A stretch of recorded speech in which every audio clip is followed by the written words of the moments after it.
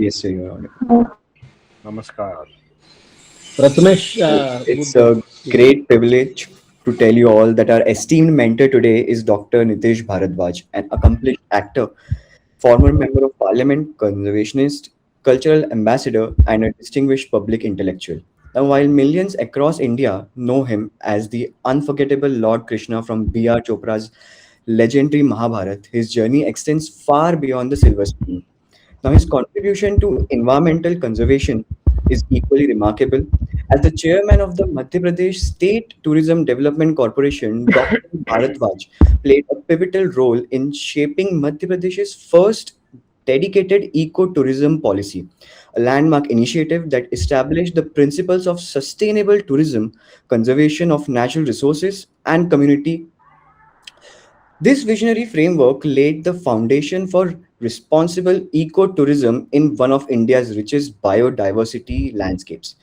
And what makes Dr. Bharadwaj truly exceptional is his ability to connect India's timeless civilizational values with modern environmental challenges. Now, through his mentorship, he inspires young minds to view forest, rivers, and wildlife not merely as a natural resources but as a sacred relationships to protected and preserved.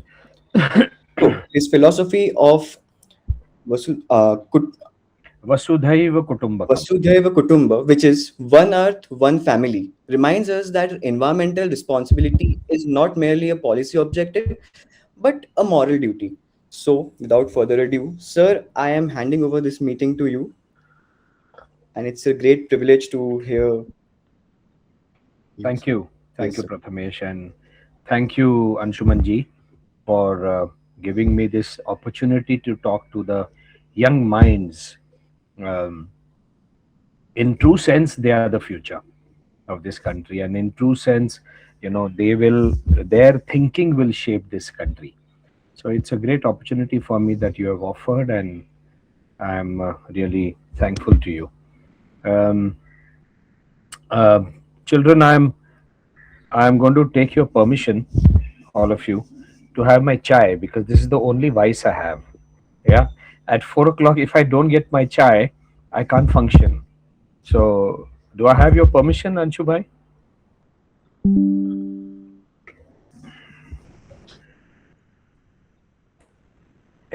You're not audible, so please, absolutely, please. thank you. Thank you. Okay. So, great things have been said about me, being a conservationist and whatever. But people like Anshuman Singh ji are more on the ground, doing conservation and working towards it. And I only add my little bits and bits into it, to his efforts in the right direction. It's wonderful that he's organized and given me this topic of high-end tourism versus inclusive tourism for all. This not only involves or is going to challenge my experiences and observations. I will not say knowledge because, as said by Prathamesh, I am not a highly knowledgeable person, but I observe a lot being an actor. Being an actor director, I observe a lot because by observation, you learn a lot. You research further, you learn further, and I make my own opinions based on lateral thinking rather than spoon feeding. So I am going to request all you children to note down certain keywords from whatever I speak. Whatever you feel is a keyword which will lead you to further research, would be appreciated because I do not believe in a system, education system, or a seminar system where spoon feeding is done to children and their lateral thinking is curtailed. I always prefer my own lateral thinking, my children's lateral thinking. So that is going to really make you think and make you different than what already exists within the government framework or outside the government frameworks. So kindly note down any word that appeals to you as a keyword, which you can further go to the internet and constructively research. Yeah. So first of all, I मेरा will एक follow. आग्रह रहेगा कि हाँ? अगर bilingual हो जाएगा तो ज्यादा अच्छा। अच्छा, इसको हिंदी ज्यादा करना है, जैसा जैसा आपको ठीक है। हिंदी ज्यादा करना है, ठीक है। तो ये जो पॉलिसी, एक जो डॉक्यूमेंट मेरे पास है, ये अंग्रेजी में है। इसको बोलते बोलते हम थोड़ा सा हिंदी में चले जाएंगे तो अच्छा रहेगा। इज दैट ओके अंशु भाई? जी जी, प्लीज प्लीज। इको टूरिज्म, ये शब्द बड़ा, I was very happy when I was appointed in 2004 as tourism development corporation chairman, and I encountered that Madhya Pradesh जैसा एक जो स्टेट है जहां पर 30% से अधिक, 30% से अधिक जो लैंड मास है वो फॉरेस्ट है, बल्कि अब तक तो बढ़ गया होगा पिछले 20 वर्षों में। लेकिन वहां इको टूरिज्म पॉलिसी नहीं थी। तो क्या क्या हम लोग इको टूरिज्म को, जो मैंने समझा है, इसके बाहर मैं चाहता हूं कि आप इसकी डेफिनेशन करें कि eco tourism is a specific form of tourism which is centred on human enjoyment of nature. ठीक है, हम फॉरेस्ट में जाते हैं, नेचर के मध्य में जाते हैं और हम एंजॉय करते हैं। ये एक जनरल डेफिनेशन मानी गई है। तो दिस इंक्लूड्स हम नेशनल पार्क्स में जाते हैं, हिल स्टेशंस में जाते हैं, ट्रैकिंग करते हैं, कैंपिंग करते हैं, बर्ड वॉचिंग के लिए जाते हैं, तो टाइगर रिजर्व्स में जाते हैं, एलिफेंट सफारीज में केरला में जाते हैं जैसे ठेक्कड़ी है। तो इससे अलावा क्या हो सकता है इको टूरिज्म, ये मैं आपको दोबारा इस सेशन के अंत में भी रिमाइंड करूंगा कि इको टूरिज्म की एक इससे भी अधिक व्यापक परिभाषा क्या हो सकती है। मैं चाहता हूं आप लोग सोचें। तो as part of going to all these places, ये जो सारे स्थान हैं, नेशनल पार्क्स वगैरह, ये इनके एक स्पेसिफिक सेट ऑफ रूल्स होते हैं। तो इसमें कई सारे एस्पेक्ट्स को देखा जाता है कि इसमें रिसॉर्ट्स बने हैं, बड़े बड़े होटल बने हैं, इको सेंसिटिव जोन जिसको हम कोर एरियाज भी कहते हैं। हमेशा नेशनल पार्क्स को एक कोर एरिया और बफर जोन, इनमें डिवाइड किया जाता है। तो कोर एरिया तो वो होता है जहां एक्चुअली एनिमल्स रहते हैं, उनका निवास स्थान है ना, तो जिसको हमको डिस्टर्ब नहीं करना होता है, ये हम लोग एकदम क्लियरली समझे।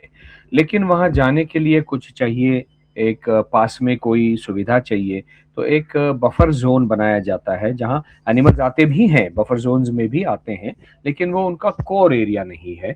और उस बफर जोन में हम जाते हैं जहां रेगुलेशंस के तहत हम होटल बनाते हैं या जो भी बनाते हैं, सफारी पार्क बनाते हैं। तो इको टूरिज्म इंडस्ट्री ये जो है पूरी, इसमें इसके क्या क्या अलग अलग इसकी विधाएं हैं। इसमें रिसोर्ट ओनर, होटल के मालक होते हैं, होटल्स के गाइड्स होते हैं जिनको हम नेचुरलिस्ट कहते हैं। मैं चाहता हूं कि एक कॉमन शब्द भारत में जो है वो माना जाता है गाइड। ये गाइड हमने ले लिया साथ में।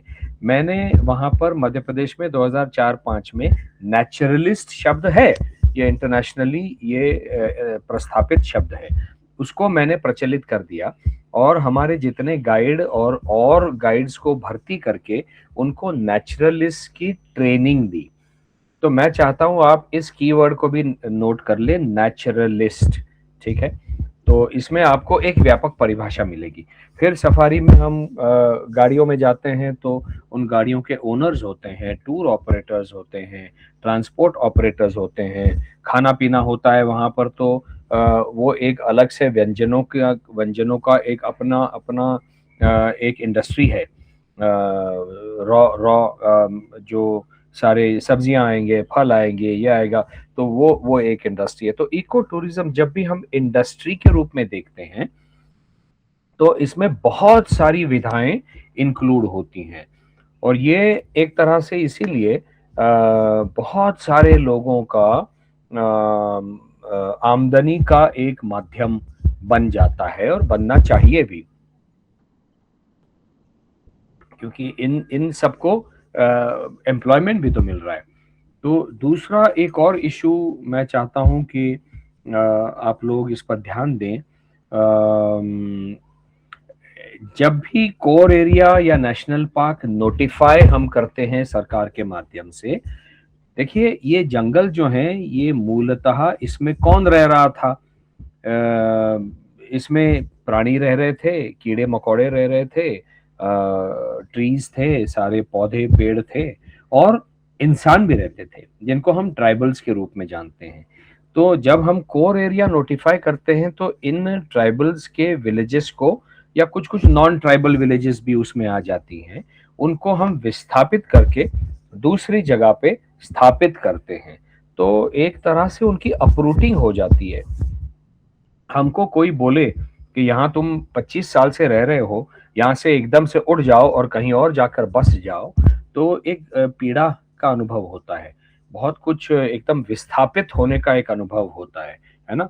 तो ये जो एक उन लोगों के साथ घटता है जब भी नेशनल पार्क नोटिफाई होता है, इसके विषय में भी मैं चाहता हूँ आप लोग रीलोकेशन, इस पर भी आप इसके इसके साइकोलॉजिकल और इमोशनल और इकोनॉमिकल, इमोशनल, साइकोलॉजिकल और इकोनॉमिकल, इसके क्या एस्पेक्ट्स हैं जो इन लोगों को अफेक्ट करते हैं, जो विस्थापित लोग हैं, इन पर भी आप थोड़ा सा ध्यान दें। At the same time some disturbance to the natural world is also caused by eco tourism. हम लोग जाते हैं फॉरेस्ट में जाते हैं तो टूरिस्ट वगैरह जाते हैं, अंदर बहुत सारे, तो वाइल्ड लाइफ का जो हैबिटेट है, जो उनका एक निवास स्थान है, जो उनका नेचुरल तरीका है रहने का, वो डिस्टर्ब हो जाता है।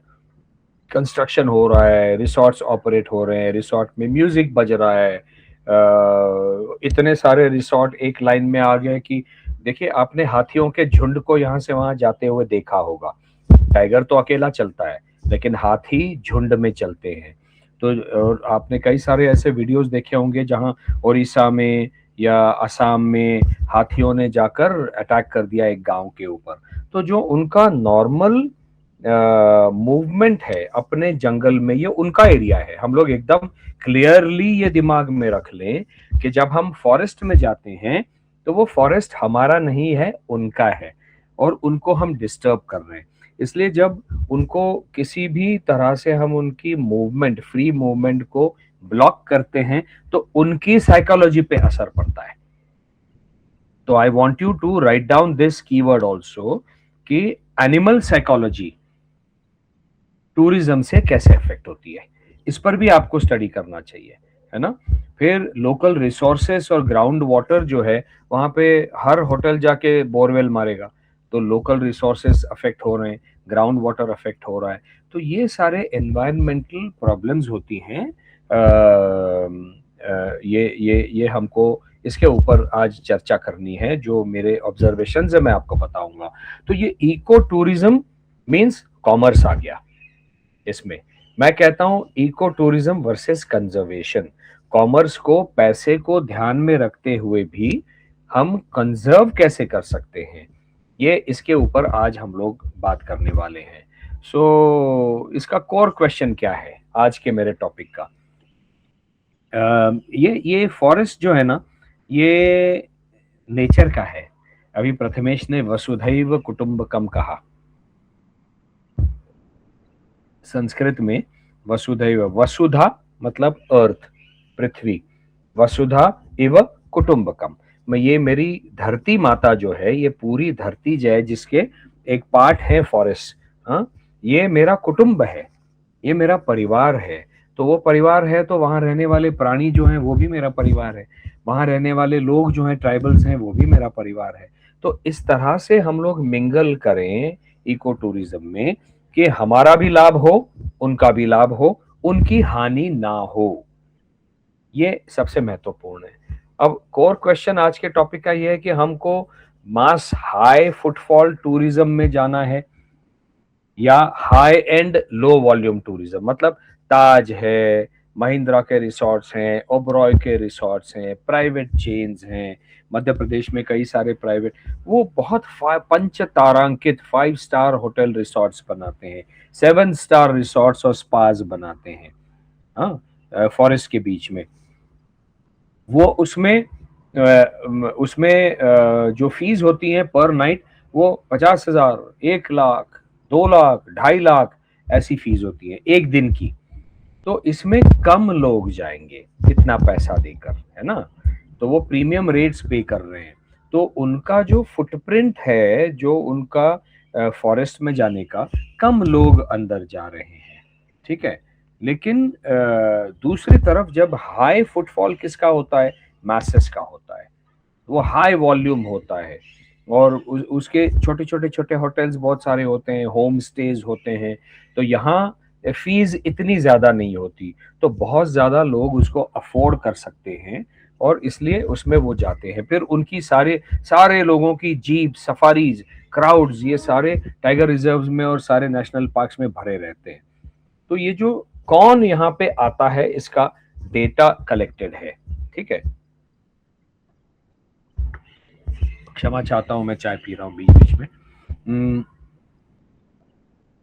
भारत में इसका स्केल जो है ना, ये सफारी टूरिज्म सेक्टर का, ये अभी 2025 से 2035 में यूएस डॉलर टर्म में कहूं तो 2.8 बिलियन, मतलब उसको कितना हजार करोड़ होगा मैं बोल नहीं सकता, लेकिन 2.8 बिलियन मतलब 1 बिलियन इज 1000 मिलियन, उसका 2.8 बिलियन यूएस डॉलर से लेके 2035 तक 5.3 बिलियन डॉलर, मतलब ये डबल, दुगना होने वाला है, ठीक है। लेकिन विजिटेशन जो है वो हेवीली कॉन्सेंट्रेटेड है कुछ नेशनल पार्क जो एस्टेब्लिश्ड हैं, और बहुत ज्यादा एस्टेब्लिश जो है, जैसे जिम कॉर्बेट नेशनल पार्क है, बहुत पुराने समय से वो जिम कॉर्बेट के नाम से एस्टेब्लिश हुआ था। रणथंबोर जिम कॉर्बेट उत्तराखंड में आता है, पहले यूपी में था, अब रणथंबोर है राजस्थान में। कान्हा बांधवगढ़ पेंच है अपने मध्य प्रदेश में। ताड़ोबा, मेल घाट वगैरह जो रिजर्व्स हैं ये महाराष्ट्र में है। बंदीपुर फॉरेस्ट है, ठेक्काड़ी पेरियार सेंचुरी है केरला में, बंदीपुर कर्नाटका में है। ऐसे जो बड़े बड़े रिजर्व्स हैं जो अब स्थापित हो चुके हैं, इनके इर्द गिर्द ये बहुत सारा मूवमेंट टूरिस्ट का होता है। तो फुटफॉल, और ये जो है जैसे रणथंबोर में जो लोग जाते हैं तो गेट के ऊपर उनके वो टिकट की प्राइस होती है, वो देनी पड़ती है। तो ये जो गेट रेवेन्यू है, इसको अगर देखें तो रणथंबोर में एक ही वर्ष में 72 करोड़ 72 करोड़ का रेवेन्यू आया, हाँ। और उसके पिछले साल में, मतलब ये जो फिगर है 24-25 का है, 2024-25, 23-24 का फिगर था 60 करोड़। तो आपने देखा कितना 20% राइज हो गया। मध्य प्रदेश में अगर ये आप फिगर देखेंगे तो ये थोड़ा कम है, ये 61 करोड़ पे जाता है, और ये गेट रेवेन्यू। आसाम में काजीरंगा नेशनल पार्क है जो टाइगर के लिए फेमस नहीं है, टाइगर वहां पर है, टाइगर भी है, हाथी भी है, लेकिन वो फेमस है सिंगल हॉर्न राइनो के लिए, जो कि उनका स्टेट एनिमल भी है आसाम का, है ना। तो वहां का जो रेवेन्यू है 2022-23 में 7.76 करोड़, लगभग 8 करोड़। क्योंकि वैसे ही वो अलग रीजंस हैं जिसके कारण लोग असम और नॉर्थ ईस्ट में कम जाते हैं, वहां पर दूसरी सामाजिक और पॉलिटिकल प्रॉब्लम्स के कारण वहां कम लोग जाना पसंद करते हैं। लेकिन अब पिछले 10 वर्षों में लोगों का वहां जाना बढ़ गया है। अब इसमें फॉरेन टूरिस्ट भी आते हैं। फॉरेन टूरिस्ट का नंबर भारतीय टूरिस्ट से बहुत कम होता है, पर वो ज्यादा पैसे देते हैं हर जगह। आप कहीं भी जाएंगे ना, किसी हेरिटेज साइट पर भी जाएंगे, एमपी में कहीं पर भी जाएंगे, महाराष्ट्र में, तो हम लोगों के लिए, जो भारतीयों के लिए अगर 10 रुपया होगा, तो उसके फॉरेन टूरिस्ट के लिए $10 होगा या $5 होगा। $5 का मतलब है 500 रुपया। हम जो 10 रुपया दे रहे हैं, वो बेचारा जो है वो 500 रुपया दे रहा है ना। तो ये थोड़ा सा डिसप्रपोर्शनेट है रेवेन्यू, पर ठीक है, क्योंकि उसके लिए $10 जो है या $5 जो है वो 5 रुपया है, ठीक है ना। तो ये उसका एक कारण लोग गवर्नमेंट के बताते हैं। अभी एमपी में, मध्य प्रदेश में जितने रिजर्व्स हैं उसमें फॉरेन अराइवल, फॉरेन टूरिस्ट का आना कितना बढ़ा है मैं आपको बताऊं कि कोविड के पहले अगर थोड़ा सा जो कोविड शुरू हुआ तो पहले 2 महीने में 109 लोग आए थे, वो बढ़ के लगभग 6,000 से 21,000 से ऐसे बढ़ते बढ़ते बढ़ते 24-25 तक, मतलब 2020 से 2025 ये नंबर जो है 6,000 से लेकर 32,500 पहुंच गया। 6,000, 21,000, 25,000, 32,000, तो 32,500 पिछले वर्ष का ये फॉरेन टूरिस्ट का रेवेन्यू है। बांधवगढ़ अकेला 32,500 फॉरेन विजिटर्स को एक साल में ले लेता है। कान्हा 23,000 लेता है, पन्ना 15,000 लेता है, पेंच 13,000 लेता है। सातपुड़ा नेशनल पार्क, मुझे खुशी है हम अपने मित्रों के साथ में सातपुड़ा नेशनल पार्क में जाते थे और वहाँ रात को रहते थे और सारा देखते थे। मेरे टेन्योर में हमने उसका इको टूरिज्म में जो नए नए नेशनल पार्क्स को बनाने का एक सोचा था, उसमें सातपुड़ा नंबर 1 पे था। तो वो सातपुड़ा भी 10,000 से अधिक टूरिस्ट फॉरेन ले लेता है। ये केवल फॉरेन टूरिस्ट है, ठीक है। और मध्य प्रदेश में फॉरेन टूरिस्ट की जो संख्या है टोटल फुटफॉल के, वो केवल 10% है। मतलब अगर 32,000 यहाँ पे ये फॉरेन टूरिस्ट हैं तो टोटल टूरिस्ट जो है वो 3 लाख से ऊपर जाएंगे। लेकिन स्पेंड जो पर हेड हम इस पर आएंगे तो ये प्रीमियम लॉजेस और प्राइवेट सफारी में ज्यादा जाता है। तो ये अभी हमको जानना जरूरी है कि ये किस तरह का टूरिस्ट यहाँ पे आ रहा है हर जगह भारत में, और खास करके इन जो मैंने बड़े बड़े नेशनल पार्क्स आपको गिनाए हैं वहाँ के इनका क्लास क्या है, क्लासिफिकेशन क्या है। सो ब्रॉडली इसमें हम लोगों ने ऐसा देखा है कि 3 क्लासिफिकेशन आते हैं।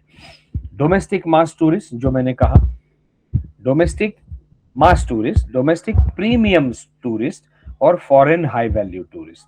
तो मास टूरिस्ट में कौन आता है? जो डे ट्रिपर्स हैं। चलो आज छुट्टी है, आज वहां जाते हैं, अपन वहां पे वीकेंड स्पेंड करते हैं, एक दिन स्पेंड करते हैं, अपन ट्रैकिंग करके वापस आ जाते हैं। ये जो टूरिस्ट है ना, ये इनका वॉल्यूम बहुत हाई है, क्योंकि अच्छी बात यह है कि आज का युवा जो है वो केवल पुस्तकों तक सीमित नहीं है, वो बाहर भी जाकर सीखना चाह रहा है और एंजॉय करना चाह रहा है। तो वो डे ट्रिपर्स हैं, वीकेंडर्स हैं। लेकिन ये हाई वॉल्यूम जो है इनका नंबर, वो प्राइस सेंसिटिव है। इनके पास बहुत पैसा नहीं होता और वो पीक सीजन में और बड़े बड़े उसमें ही जाना चाहते हैं। लेकिन अभी हम दूसरे उस पर जब आएंगे तो इसकी बात करेंगे कि इसको हम लोग और बढ़ावा कैसे दे सकते हैं। In another topic I will talk about it. दूसरा है डोमेस्टिक प्रीमियम, जो एंथुजियास्ट है, वाइल्ड लाइफ फोटोग्राफर है। अंशुमन जी खुद वाइल्ड लाइफ फोटोग्राफर है।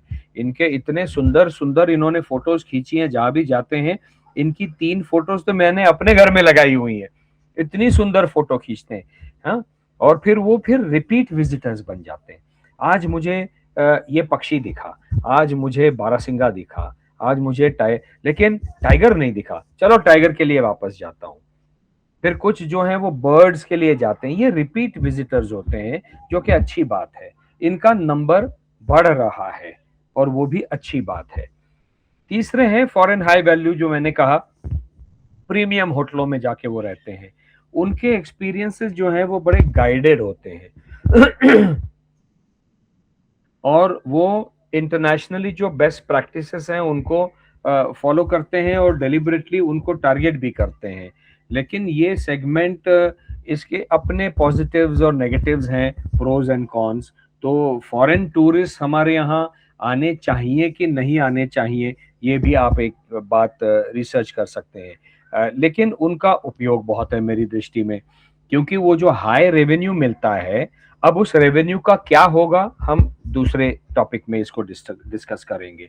लेकिन ये हाई रेवेन्यू जरूरी है, किस लिए हम उसमें डिस्कस करेंगे। अभी मैं आपको एक उदाहरण देना चाहता हूं। जब मैं टूरिज्म चेयरमैन था तो मेरे कुछ मित्र, जो एक मेरा मित्र, मैं वेटरनेरियन हूं, इसने बाकी सब प्रथमेश ने बता दिया, लेकिन मैं क्वालिफाइड वेटरनरी सर्जन हूँ, क्योंकि प्राणियों से बहुत प्रेम करता हूँ, विशेष करके टाइगर्स और हॉर्सेस इन प्राणियों से, और बाकी जंगली प्राणियों से बहुत प्रेम करता हूँ। ये प्रथमेश से शायद छूट गया। तो मेरा जो बैचमेट है वो साउथ अफ्रीका में प्रैक्टिस करता है। तो आईसीएआर के तहत ये लोग, बाहर से लोग, इंडियन है वो वहां से यहाँ आया था पढ़ाई करने, वापस जाके वो स्थापित वेटरनरी सर्जन वहां पे बन गया है। तो उसके रिश्तेदार जो हैं वो क्रूगर नेशनल पार्क को जानते थे, और उनके one of the directors of Kruger national park उसको वो जानते थे, उसके रिश्ते में थे वो। तो उससे मेरी उन्होंने पहचान करवा दी, मैं उनको लेकर आया, ठीक है। और मैंने उनसे पहले तो हम लोगों ने टेलीफोन पे चर्चा की कि आप क्या मध्य प्रदेश में आकर नेशनल पार्क में हमारे यहाँ पर कुछ सेटअप करना चाहोगे, एक बहुत बड़ा होटल वगैरह कुछ सेटअप करना चाहोगे। तो उन्होंने कहा था हाँ हम चाहेंगे, और वो आए भी थे। और जब आए थे तो उन्होंने सबसे पहले हमने उनको एयरलिफ्ट किया नागपुर एयरपोर्ट से, और पेंच में लेके जा रहे थे। तो उन्होंने हमको सबसे पहला और अंतिम प्रश्न यही किया, टाइगर कहाँ है। हाँ, इस पर भी मैं आऊंगा अंत में, टाइगर कहाँ है इस पर मैं आऊंगा अंत में, क्योंकि मेरे लिए ये बहुत जरूरी है। क्या जरूरी है बताता हूँ, अगर मैं भूल गया तो अंशु भाई मुझे याद दिला दीजिए, क्रूगर नेशनल पार्क, टाइगर कहाँ है। अब इन सब का इम्पैक्ट इकोनॉमी पे क्या हो रहा है, इसका इम्पैक्ट पॉजिटिव भी है। पॉजिटिव इम्पैक्ट ये है कि वाइल्ड लाइफ टूरिज्म के माध्यम से जो फीस मिलती हैं, जो फंड आता है वो कंजर्वेशन में जाता है, जो गेट मनी आता है वो लोकल एक्सपेंसेस के लिए चला जाता है, जो ग्राम पंचायत को मिल जाता है। सैलरीज मिलती हैं स्टाफ को, जो होटल या होम स्टेज वगैरह होते हैं उनके माध्यम से लोगों को एम्प्लॉयमेंट जॉब्स मिलते हैं, सैलरीज मिलती हैं। एक ट्राइबल्स जो जो फिक्स्ड इनकम उनको नहीं होती, ऐसे वातावरण में वो बड़े होते हैं, उनको यहाँ पर एक फिक्स्ड इनकम मिल जाती है, एक उसके माध्यम से वो अपने जीवन स्तर को बढ़ा सकते हैं, अपने बच्चों को और बेहतर पढ़ाई करवा सकते हैं, है ना। और ये जो फीस है, ये जो ऑपरेशनल कॉस्ट है फॉरेस्ट डिपार्टमेंट के, उसमें भी चली जाती है। सैलरीज तो है ही स्टाफ की। तो एम्प्लॉयमेंट किन किन को मिलता है, गाइड जो नेचुरलिस्ट है उनको मिलता है, ड्राइवर को मिलता है, लॉज का जितना स्टाफ है, होम स्टेज का जितना स्टाफ है, जो होम स्टेज के ओनर्स हैं, हैंडीक्राफ्ट बनाने वाले हैं, क्योंकि हैंडीक्राफ्ट जो जंगल में बनाते हैं वो बाहर जाकर बेच नहीं पाते, और इसीलिए कुछ संस्थाएं बीच में, एनजीओज आ जाते हैं जो उनको एक्सप्लॉइट करते हैं। 20 रुपए में चीज खरीदी, यहाँ पर आके 2000 में बेच दी, है ना। तो ये हम जब टूरिस्ट को लेके जाते हैं तो हैंडीक्राफ्ट वो डायरेक्ट वहां से बाय करता है। फिर आर्टिस्ट हैं, उनके अपना अपना ट्राइबल्स का जो जंगल में रहते हैं उनका अपना, उनकी कहानियां हैं, कथाएं हैं, उनका संगीत है, उनकी कविताएं हैं, है ना, उनकी कविताएं और उनका अपना संगीत और उनका नृत्य है। तो ये और उनका लोकल प्रोड्यूस है। मतलब मैंने बचपन से गेहूं नहीं खाया, मुझे हमेशा मिलेट्स अच्छे लगते थे। अब आज उसको हो गए 50 साल, 50 साल से मैं मिलेट्स खा रहा हूँ। मिलेट्स मतलब ये ज्वार, बाजरा, ये सब मैं खा रहा हूँ, रागी, ये सब खाता हूँ। अब जाके लोगों को मिलेट एक बड़ा शब्द मिल गया है कि वो हेल्थ के लिए अच्छा है, तो लोगों ने खाना शुरू कर दिया है। लेकिन आज भी हम बहुत कम जानते हैं बड़े शहरों में कि ट्राइबल्स जो खाते हैं ना, ऐसे भी मिलेट्स हैं, कोदो है, कुटकी है, कुट्टू है, तो ये राड़ जिसको बोलते हैं, जो तोते खाते हैं, तो ऐसे भी मिले। ये उनका लोकल प्रोड्यूस है, जो लोकली वो प्रोड्यूस करते हैं, और जब हम लेकर जाते हैं टूरिस्ट को, तो tourist can also by that. तो ये एडवांटेजेस लोकल्स के साथ इकोनॉमी में हो जाते हैं। लेकिन इसकी एक प्रॉब्लम भी हमने देखी है। ये जैसे कान्हा में ये देखा गया, जब स्टडी हुई तो लोकल्स को काम वगैरह सब मिला, ये ठीक है, लेकिन अधिकतर बेनिफिट जो हैं वो कुछ इन्फ्लुएंशियल लोग, जिनके बड़े बड़े रिसॉर्ट्स हैं या होटल चेन्स हैं, उन्हीं तक पहुंचता है। 2021 में रणथंभौर में भी ये स्टडी किया, तो सफारी बेस्ड मास टूरिज्म जो है वो देखा कि मिनिमल डायरेक्ट टेंजिबल बेनिफिट हुआ लोकल कम्युनिटी को। मतलब सफारीज जो आती हैं पूरा पैकेज लेकर आती हैं, तो वो लोग अपना ही सब कुछ लेकर आते हैं सफारी में, जो जो मास टूरिज्म है वो, तो उसमें लोकल लोगों का इन्वॉल्वमेंट उतना ज्यादा होता नहीं है, तो उनको बहुत कम से कम एक बेनिफिट मिला। तो ये नेपाल में भी गया दिखा गया। नेपाल में चितवन नेशनल पार्क है वहां पर 60,000 से ज्यादा टूरिस्ट जाते हैं, लेकिन 1100 से कम वर्किंग एज लोकल, मतलब जो काम कर सके 18 से ऊपर, 15 से ऊपर जो लोग काम कर सकें, उसमें जो चितवन में लोग रहते हैं उनकी संख्या है 87,000, 87,000। लेकिन काम कितने कम लोगों को मिला? केवल 1100 लोगों को, 1% से भी जस्ट ओवर 1%। तो ये जो गैप है इक्विटी का, हाँ, ये नहीं होना चाहिए, क्योंकि फिर इससे क्या होता है कि जो बाहर वाले लोग आते हैं उनके विषय में लोगों के मन में एक तरह से एक द्वेष भावना, एक वो निर्माण होता है कि ये लोग आके हमारे फॉरेस्ट में आ रहे हैं, इसको फॉरेस्ट का मजा ले रहे हैं, लेकिन हमको इसका कोई फायदा नहीं हो रहा है। तो वो अच्छी बात नहीं है। हमको इको टूरिज्म में सबके साथ मिलकर, लोकल कम्युनिटी के साथ मिलकर एज ए टूरिस्ट, हाँ, सबके साथ मिलकर जाना, हर चीज को करना है, और इन हार्मनी विथ नेचर करना है। कहीं नेचर को, फ्लोरा एंड फौना को, एनिमल्स को, ट्रीज को, ये नहीं करना है कि मतलब आप लोग तो सब अभी टीनेजर्स बनने जा रहे हो, इसलिए वो पेड़ों के ऊपर जाकर राजू लव्स हार्ट बना के राजू लव्स सीमा, ये नहीं करना है, हैं? उससे वो पेड़ जो है ना उसको दर्द होता है, क्योंकि उसकी जो खाल है उसमें जान है। हमारे ऊपर कोई खरोंच के लिख दे, कोई बड़ा सा एक रोबो आ जाए और खरोंच के पकड़ के अपने को लिख दे उसकी तलवार से, तो कितना दर्द होगा ना। तो ये जो दर्द है ये अपने को इसको संभाल के हर चीज करनी है। तो कुछ कुछ अभी इम्पैक्ट फॉरेस्ट के ऊपर क्या होता है, चलिए इस पर बात करते हैं। फॉरेस्ट के ऊपर इसका इम्पैक्ट क्या है, वाइल्ड लाइफ के ऊपर इसका इम्पैक्ट क्या है। वाइल्ड लाइफ में मैं मानता हूं एनिमल्स, फॉरेस्ट में मैं इंक्लूड करता हूं पेड़ पौधे और लोकल कम्युनिटी भी, ठीक है। कीड़े मकोड़े से लेके सब कुछ, बड़े से बड़े जानवर तक वाइल्ड लाइफ हो गया। फॉरेस्ट में आ गए, वाइल्ड लाइफ तो है ही है, लेकिन पेड़ पौधे एंड फ्लोरा एंड साथ में जो है वो लोकल कम्युनिटी। अब ओवर टूरिज्म क्या हो सकता है? कान्हा में 60% राइज देखा है टूरिज्म में 2006-7 से लेके 10-11 तक, मतलब 4 साल में। और होटल्स जो है कान्हा में, वो पहले 2006 में अगर 30 थे तो अब 62 बन गए हैं 2010-11 तक। अब शायद और बढ़ गए होंगे। हमारे भी 2 मित्र जो है वो भी बना रहे हैं आज, और भी बना रहे हैं, क्योंकि कान्हा एक बहुत बड़ा वो है, बल्कि उतना ही बड़ा सातपुड़ा भी है। अब सातपुड़ा भी डेवलप होना शुरू हो जाएगा। वो इको टूरिज्म में हमने ये पॉलिसी बनाई थी कि बफर जोन जो है मढ़ई जैसे क्षेत्र में, वहां हम लोग लैंड पार्सल्स बनाएंगे और होटल ओनर्स को 30-30 वर्षों के लीज पर देंगे, और उनके ऊपर कोई रेगुलेटरी मैकेनिज्म लगाएंगे which they have to follow. For example, जैसे अब जीप्स जाती हैं तो स्पीड में जाती है, हाँ, तो वो टाइगर्स का ट्रैफिक जैम हो जाता है ना, मतलब टाइगर्स जो है वो डर जाते हैं एकदम से। और अगर एक एनिमल अगर डरेगा, वाइल्ड एनिमल, तो अग्रेसिव हो जाएगा ना।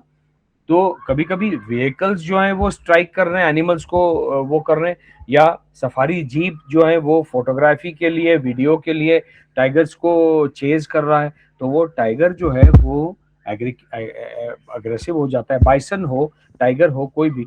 अब बाइसन वगैरह जो है, हाथी, बाइसन वगैरह, वो तो जीप को उल्टा देते हैं, पलटा देते हैं। टाइगर तो आके आपको अटैक करेगा।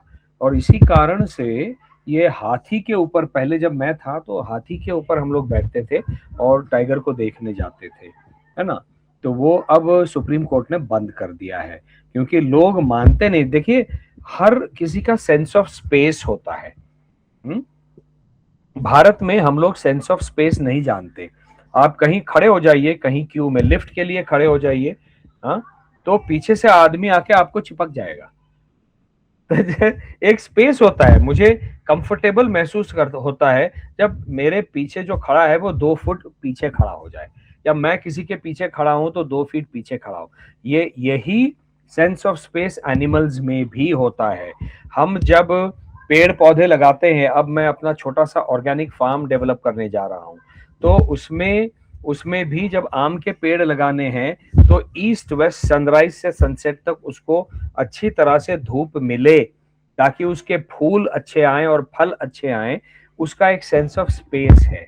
आपने उसको ना रखते हुए, रिस्पेक्ट ना करते हुए अगर आप बहुत करीब चले गए तो वो आम अच्छे फल नहीं देगा, number of fruits will be less.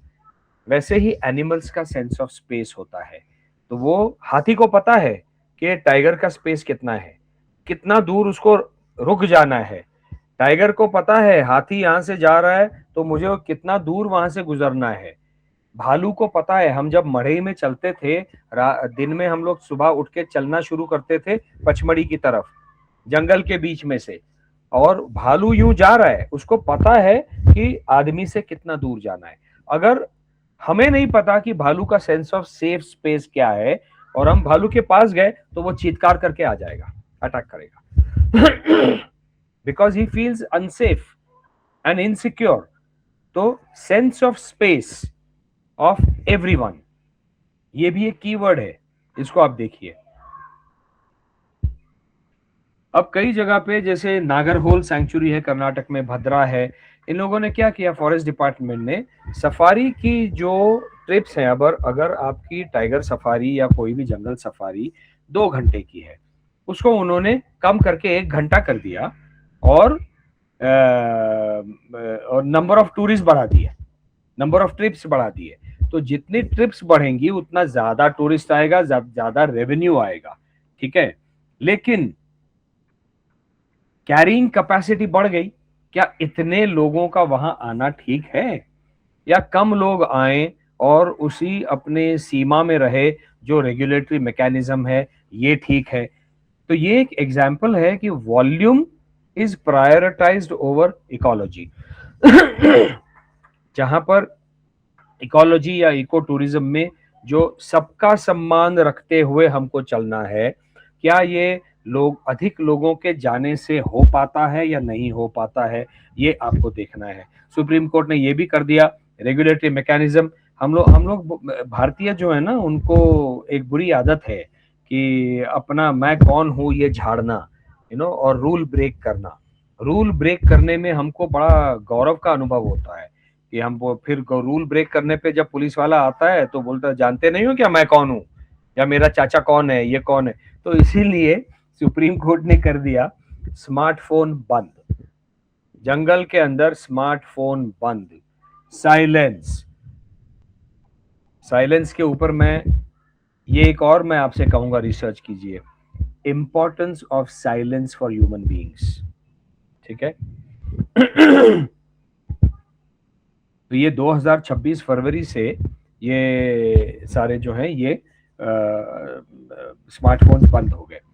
अब क्या क्या पॉइंट्स हो सकते हैं अभी तक जो हमने बात की है, और इसके जुड़े हुए क्या पॉइंट्स हो सकते हैं। Number 1, uprooted villagers to be settled with compassion.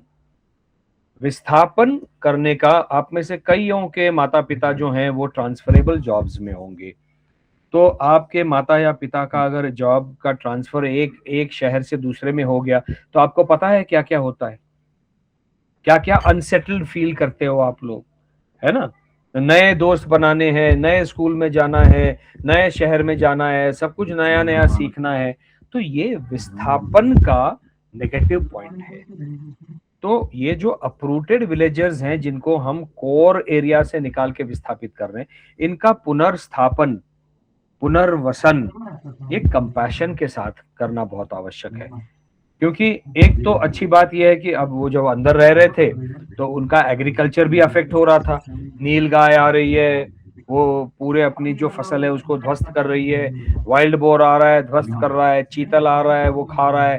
ये तो बाहर जाकर उनको इससे अगर कोई निजात मिल जाए, इससे वो बच जाएं, तो एक तरह से वो खुश हो जाएंगे। तो ऐसे तो ये सोचकर विस्थापन होना पुनर्वसन होना चाहिए कि इनका पुनर्वसन से इनका जीवन स्तर पैसे से भी और साइकोलॉजिकली इमोशनली भी बेहतर हो जाए, है ना। ये बहुत आवश्यक है। और लेजिटिमेट सोर्सेस ऑफ इनकम होने चाहिए। लेजिटिमेट, इनके पास नॉलेज बहुत है, क्योंकि ये वहीं आजीवन वहीं रहे हैं फॉरेस्ट में। तो फॉरेस्ट में कोई अगर बंदर बोल रहा है, कोई मोर बोल रहा है, कोई कैट कॉल कर रहा है, उनको पता है ना। तो उनमें जड़ी बूटियों का नॉलेज बहुत है, उनमें फॉरेस्ट क्या है ये वो जानते हैं, फॉरेस्ट के रूट्स जानते हैं, पेड़ पौधों के विषय में इनको बहुत नॉलेज है। तो ये जो इनका नॉलेज है, इसको लेजिटिमेट सोर्स ऑफ इनकम में हम कैसे परिवर्तित कर दें, ये पुनर्वसन के समय सोचना आवश्यक है ना। और लोकल हायरिंग पॉलिसी होनी चाहिए। मतलब बड़े बड़े होटल्स मैंने देखा है, जब बड़े होटल होते हैं तो वो अपना पूरा का पूरा स्टाफ बाहर से, क्योंकि उनको चाहिए जर्मन बोलने वाला, अंग्रेजी बोलने वाला, स्पेनिश बोलने वाला, ऐसे लोग उनको चाहिए। मैं आप सबको एक उदाहरण देना चाहता हूँ मुंबई का। मुंबई में एक रेस्टोरेंट खुला जिसका नाम है मिर्ची एंड माइम। माइमिंग क्या होता है? माइमिंग ये होता है कि हम लोग साइन लैंग्वेज में बात करते हैं। जिनको सुनाई नहीं देता ना, और जो बोल नहीं सकते, डेफ एंड डम होते हैं, उनकी एक साइन लैंग्वेज होती है। तो साइन लैंग्वेज में जब हम बात करते हैं ऐसे ऐसे ऐसे ऐसे ऐसे ऐसे, इसका अर्थ है, आपने दूरदर्शन पे देखा होगा या किसी फॉरेन नेटवर्क पे देखा होगा कि न्यूज बुलेटिन चल रहा है और उसी विंडो में एक छोटा विंडो है जो साइन लैंग्वेज में उसी को बोले जा रहा है ना। तो मिर्ची एंड माइम रेस्टोरेंट ने क्या किया मुंबई में, जो डेफ एंड डम्ब हैं उन्हीं को एम्प्लॉयमेंट दी। सारे वेटर्स वगैरह जो हैं वो डेफ एंड डम्ब थे, और मेन्यू कार्ड जो था, मेन्यू कार्ड के ऊपर जो इम्पोर्टेंट चीजें हैं, जो साइंस हैं, लिखे हुए थे। तो ये अपेक्षित था आपसे कि जब आप जाएंगे तो वो पहले तो वो पढ़िए कि ये लैंग्वेज क्या, ये है थैंक यू, है ना। तो ये तो हम सीख गए। अच्छा, हम जब जाते हैं तो हमको अच्छा लगता है, उनको कुछ भी बोलना नहीं आता, अंग्रेजी तो बहुत दूर की बात है, अपनी मातृभाषा नहीं बोल सकते। तो हम भी सीख गए, हम जब उनकी भाषा में ऐसे बात करते वो भी खुश हो जाते हैं कि हमको कोई ड्रॉबैक है, हमको कोई चीज नहीं आती है, इसलिए हमारे ऊपर ऐसे गलत तरीके से नहीं देखा जा रहा है, अरे इसको तो कुछ नहीं आता। हमारी भाषा ये सीख कर हमसे बात कर रहे हैं, तो एक तरह का सौहार्द बन जाता है और वो बड़े प्रेम से आपको सर्व करता है। ये कोई भी चीज, हम सब के माता पिता जब घर में अपने लिए, बच्चों के लिए कुकिंग करते हैं तो वो खाना अच्छा क्यों लगता है? क्योंकि उसमें प्रेम जुड़ा हुआ है। वही खाना वो वेटर जो है वो अच्छे से प्रेम भाव से परोसेगा तो वो खाना बहुत अच्छा हो जाता है। वैसे ही जब हम फॉरेस्ट में जाएंगे तो ये हमको ये एक तरह से बोलना चाहिए सारे सारे बड़े चेन्स को कि आप लोग जो बोलते हो अंग्रेजी जानना आवश्यक है। ये आप भले ही सीनियर लेवल का staff, supervisor, manager, senior manager, इनको आप ले लीजिए जो अच्छी तरह से बोल सके, अंग्रेजी जर्मन कर सके, लेकिन जो बाकी स्टाफ है वो मिर्ची एंड माइम का एक एग्जाम्पल हो सकता है ना, आप उनको लीजिए। उनको, मतलब मैं डेफ एंड डम की बात नहीं कर रहा हूं, ये उदाहरण लेकर जंगल के लोगों को लीजिए जिनको अंग्रेजी नहीं आती, तो वो बोल नहीं पाएंगे ना अंग्रेज लोगों से, जर्मन लोगों से। तो जो उनकी भाषा के जो प्रचलित शब्द हैं वहां लिख दो, एक बुकलेट रखो, वहां होटल में बुकलेट रखो। आपको, आप जर्मन है तो वो जर्मन बुकलेट खोल लिया और उसमें देख लिया, है ना। गुटन मॉर्गन, गुड मॉर्निंग को क्या बोलते हैं? नमस्ते इज नमस्ते। तो उनकी भाषा में जो है वो गुटन मॉर्गन को हम अपनी भाषा में कैसे कहेंगे? हिंदी में बोल दो। तो वो भी अपनी भाषा सीखेंगे, अपना संस्कार सीखेंगे, और यहाँ के लोगों को हैंडीकैप नहीं होगा वहां काम करने में। तो इस तरह से सौहार्द बनाने की आवश्यकता है। उस व्यक्ति को लगेगा यहाँ से मुझे एम्प्लॉयमेंट मिल रहा है, यहाँ से मुझे प्रेम मिल रहा है, तो वो वहां टिका रहेगा। उसके मन में उस होटल के विषय में और टूरिस्ट के विषय में द्वेष भावना नहीं आएगी, क्रोध की भावना नहीं आएगी। ये बहुत जरूरी है ना। और फिर आप लोग जो है वो नेशनल टाइगर कंजर्वेशन एक्ट है, अथॉरिटी है, उसका उसका एक एक्ट है, उसकी पॉलिसी है 2012 की, उसको भी पढ़ लीजिए उस पॉलिसी को। और उस पॉलिसी के तहत एक फंड बना हुआ है, उस फंड में बड़े होटल को कंट्रीब्यूट करना ही है। तो वो क्या कंट्रीब्यूट कर रहे हैं, क्या ये पर्याप्त है, क्या कोई इक्विटेबल कंट्रीब्यूशन है, उनका उनका परसेंटेज ऑफ क्या ऐसा होना चाहिए कि वो कंट्रीब्यूशन परसेंटेज ऑफ रेवेन्यू या परसेंटेज ऑफ रेवेन्यू ही होना चाहिए। प्रॉफिट पे आप जाएंगे तो ये लोग प्रॉफिट जो है वो कम करके दिखा देंगे, ये एक्सपेंस हो गया, ये एक्सपेंस हो गया। तो इस तरह से अगर हम करते हैं तो ये ज्यादा बेहतर होगा। और दूसरा एक जो होता है कि कई जगह पे ऐसे, बल्कि हर नेशनल पार्क में रूल है कि जो ट्राइबल लैंड है वो ट्राइबल लैंड आप परचेस नहीं कर सकते। हाँ, तो लोग क्या करते हैं, एक ट्राइबल के नाम पे जगह है, मान लो 25 एकड़ है, उसको आपने एक कंपनी में एक हिस्सा दे दिया 1% का। हाँ, और वो जो लैंड का ओनर था अब वो बन गया वहां पे बैरा या वॉचमैन, ऐसा कुछ बन गया। अब उसकी जमीन पर आपने पूरा लगा दिया आपका 5 स्टार रिसोर्ट, उसकी जमीन के माध्यम से आप प्रॉफिट कमा रहे हो जो करोड़ों में आ रहा है, लेकिन उसका केवल 1% उसको जा रहा है। तो क्या ये सही है? क्या उसकी इक्विटी बढ़नी चाहिए? क्या गवर्नमेंट को ऐसा हमने लिखना चाहिए कि पॉलिसी के तहत ये भी आ जाए? फिर जो इको टूरिज्म फी होती है, क्या इसमें ग्राम पंचायत को इन्वॉल्व करना चाहिए? कहीं जितनी ये चीजें फीस बनी हुई है या ये बना हुआ है, इसको अगर हम लोकल्स को इन्वॉल्व करके और लोकल्स को अच्छे तरीके से उनको पैसा मिले, ये अगर नहीं देखेंगे तो उनका जो नॉलेज है जंगल का, फॉरेस्ट का और जानवरों का, वो मिसयूज होगा गलत आदमियों के माध्यम से। यहाँ तक कि पोचिंग वाले जो हैं, जो टाइगर को मारेंगे, हाथी को मारेंगे, गेंडे को मारेंगे, राइनो को मारेंगे, वो सिंगल हॉर्न निकालने के लिए, है ना। तो पोचिंग में ये लोग इन्वॉल्व हो जाएंगे, क्योंकि हर किसी को जीना है। फिर वो देखता है कि होटल वाला पैसा बना रहा है, मुझे नहीं मिल रहा है, मेरे जीवन का स्तर ऊपर नहीं आ रहा है। तो ये करना बहुत आवश्यक है, उनको लेजिटिमेट पैसा मिले। अब इंफ्रास्ट्रक्चर की जो बात है, दो तरह के, जैसा मैंने पहले कहा, कॉर्पोरेट टाइप के बड़े बड़े रिसोर्ट आते हैं, एकदम से उनकी संख्या बढ़ गई है। लेकिन साथ में इसके साथ बड़े रेड फ्लैग्स लोगों ने, प्राइम मिनिस्टर तक ने लिखा था उत्तराखंड और मध्य प्रदेश के सीएम को कि ये जो रिसोर्ट्स हैं ये जानवरों की फ्री मूवमेंट को वो नहीं वो करें, और रिसोर्ट कहाँ होने चाहिए, कहाँ नहीं होने चाहिए, कितने होने चाहिए, इसके ऊपर भी पाबंदी लगनी चाहिए। कितने होने चाहिए इसके ऊपर अभी तक पाबंदी है ऐसा मुझे लगता नहीं है। और इसीलिए मैं चाहता हूं कि आप लोग ये रिसर्च करो कि क्या वो मिनिमम डिस्टेंस होना चाहिए दो जंगल लॉज और रिसोर्ट के बीच में, कितने कितने किलोमीटर का फासला होना चाहिए, कितने मीटर्स का फासला होना चाहिए, ताकि एकदम से ऐसा ना लगे जब हम गूगल से देखें तो ये ना लगे कि भैया ये तो मतलब छा गए, पूरे फॉरेस्ट को खा लिया इन लोगों ने, ये नहीं लगना चाहिए। तो एक तो अभी केस हो गया है झारखंड में, जहां से मैं जमशेदपुर से एमपी था, वहां पलामू टाइगर रिजर्व है झारखंड में।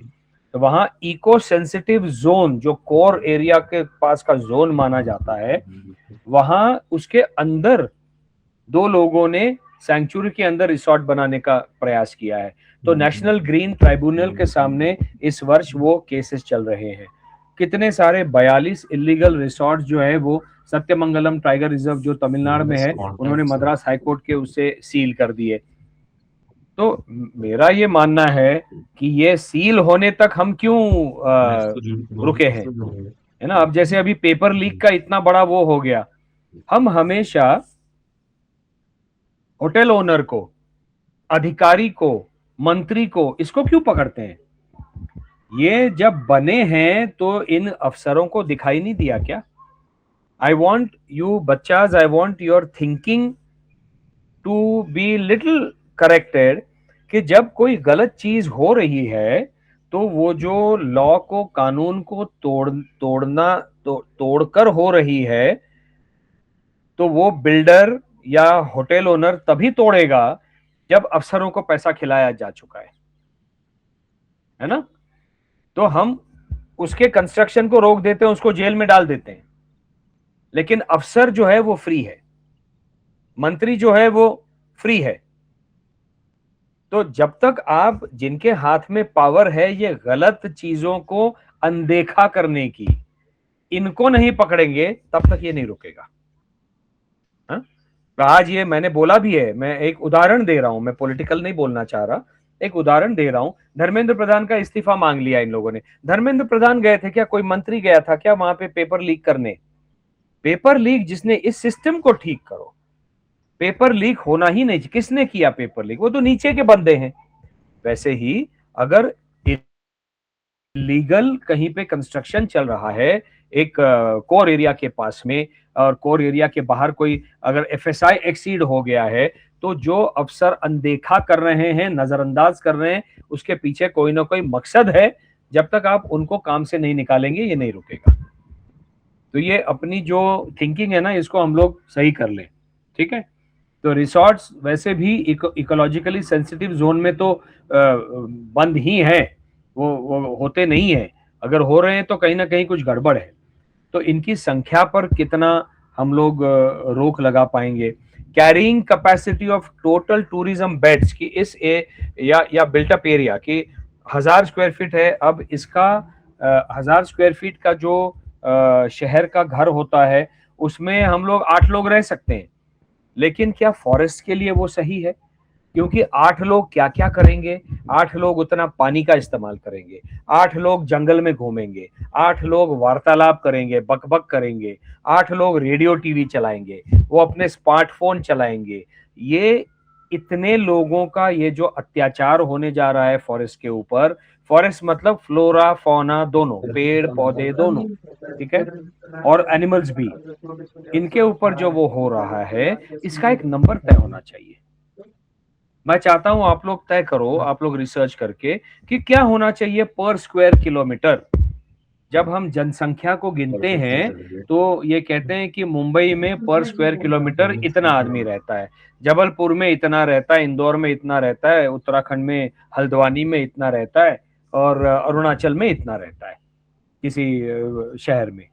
तो ये जो पर स्क्वायर किलोमीटर नेशनल पार्क में कितने लोगों का रहना सही है, ताकि फॉरेस्ट शांत रहे और शांति से जिए, ये तय करना बहुत आवश्यक है। क्योंकि हम जितने लोग बढ़ाएंगे उतना उतना वो फॉरेस्ट का जो एनिमल है वो एंग्री होता जाएगा। मैं भी अगर आपको ऐसी जगह पे डाल दूं जहां बहुत शोरगुल हो रहा है, 5 मिनट के बाद आपका बिहेवियर चेंज होने लगेगा।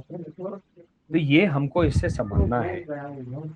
हमको रहना है वसुधैव कुटुंबकम का मतलब है हमको इन हार्मनी विथ नेचर रहना है ना? तो ये एक और चीज हो गई। फिर इसका पूरा, अभी जैसा मैंने कहा, ग्राउंड वाटर है, वेस्ट है, ये तो बोला ही नहीं मैंने। अब इतने 8 लोग रहेंगे, उतने से घर में, शहर में तो कितना कचरा निर्माण होगा, ये भी सोचना, कचरे का वेस्ट मैनेजमेंट भी सोचना बहुत जरूरी है। तो एमपी में होम स्टे, ग्राम स्टे, फार्म स्टे, इसको बहुत प्रधानता दी गई है।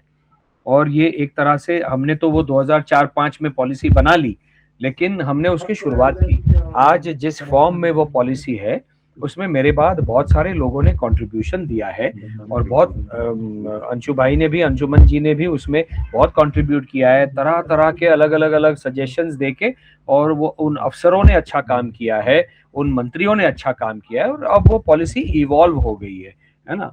तो होम स्टे भी बहुत बढ़ गए हैं। तो ये रजिस्टर्ड सेल्फ हेल्प ग्रुप्स बढ़ गए हैं ग्राम पंचायत के माध्यम से। तो ये 241 जो मेरे पास संख्या है, पन्ना में भी और लड़पुरा खास निवारी, ये जो जगह हैं ये मॉडल माने जाते हैं होम स्टेज के लिए।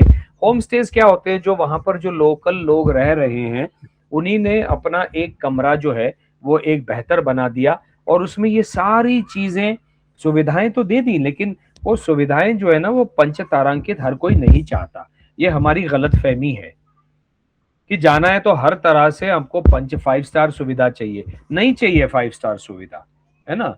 एक बेसिक अच्छी साफ सुथरी सुविधा मिले, साफ सुथरा लोकल खाना मिल जाए, अच्छे तेल में बना हुआ, अच्छे घी में बना हुआ। बल्कि लोग तो होम स्टे को एंजॉय करते हैं, मैं खुद एंजॉय करता हूँ। पंच तारांकित होटल का खाना एक जैसा होता है। आप बॉम्बे जाओ, पूना जाओ, कहीं जाओ, दिल्ली जाओ या आप कान्हा में चले जाओ, एक जैसा खाना होता है। लेकिन लोकल आदमी जब करता है होम स्टे में बड़े प्रेम से करता है तो उस खाने का स्वाद अलग होता है। तो क्या ये जो मडला पन्ना में आता है और लड़पुरा खास निवारी में जो आता है, ये जो मॉडल टूरिज्म विलेजेस कहा गया है, क्या ऐसे विलेजेस हम और बना सकते हैं क्या? क्या आप प्रधानमंत्री की कोई ऐसी योजना ढूंढ सकते हो जिसके तहत प्रधानमंत्री जी ऐसे और मॉडल विलेजेस बना सकें, मॉडल गांव बना सकें, home stage in the jungle, in the forest? ये संभव है।